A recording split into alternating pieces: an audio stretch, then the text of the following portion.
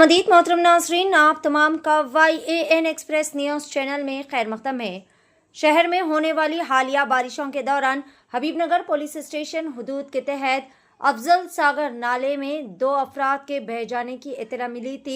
अफसोस की बात तो यह है कि इन दोनों की नाशें अब तक बरामद नहीं हो सकी और ना ही इनका कुछ भी पता चल पा रहा है।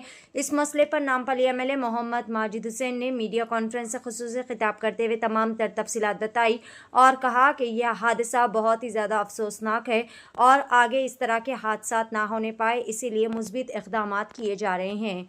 आइए जानते हैं मुकम्मल तफसीलात। पेश है YAN एक्सप्रेस न्यूज़ चैनल की एक खुसूसी रिपोर्ट। अस्सलाम वालेकुम रहमतुल्लाहि व बरकातुहू। कल रात में करीबन 8:30 बजे जो दर्दनाक वाक़या हमारे सामने आया था और जो 2 नौजवान बच्चे जो पानी के फ्लो में बह गए थे, वो उनकी अभी तक तलाश जारी है। पूरा हाइड्रा का महकमा हो, पुलिस का महकमा हो, GHMC का महकमा हो या हमारे तरफ के तमाम ज़िम्मेदार हों और मुकामी लोग हो, सब मिलकर कोशिश कर रहे हैं कि इनको ढूंढें, मगर अभी तक हमारे नाकामयाबी ही मिली है।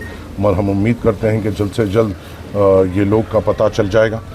जैसा ये हादसा रात में हुआ था, फौरी तौर पे कल रात से हम लोग तमाम लोग यहाँ पे है और सुबह में हमने GHMC कमिश्नर को भी बुलाया और हाइड्रा कमिश्नर को भी बुलाया, कलेक्टर हैदराबाद को भी बुलाया और एक पूरी तफसीली दौरा हम यहाँ पर किए हैं।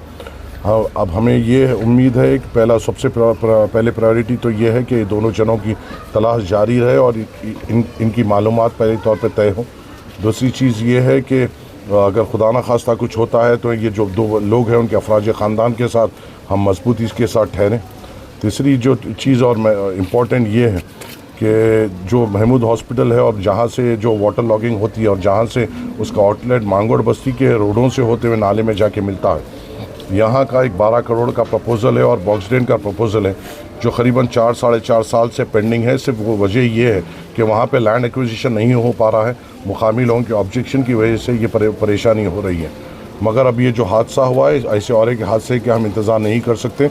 आज तमाम अहदेदारों के साथ दौरा करते हुए हमने ये तय किया है कि इस काम को आगे बढ़ाया जाए और मुकामी लोगों को कॉन्फिडेंस में लेते हुए उनको जो बेहतर सहूलत हो सके, चाहे वो कंपनसेशन के ज़रिए हो, चाहे डबल बेडरूम के ज़रिए हो, उनको वो देते हुए इस नाले का काम मुकम्मल करना बेइंतहा ज़रूरी है।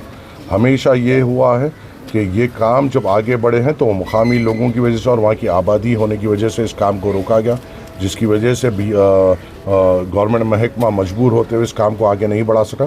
पर हम पूरी शिद्दत के साथ कोशिश करेंगे इस काम को आगे बढ़ाएं। उम्मीद हम ये करते हैं कि इसका कोई सियासी फ़ायदा नहीं उठाएगा।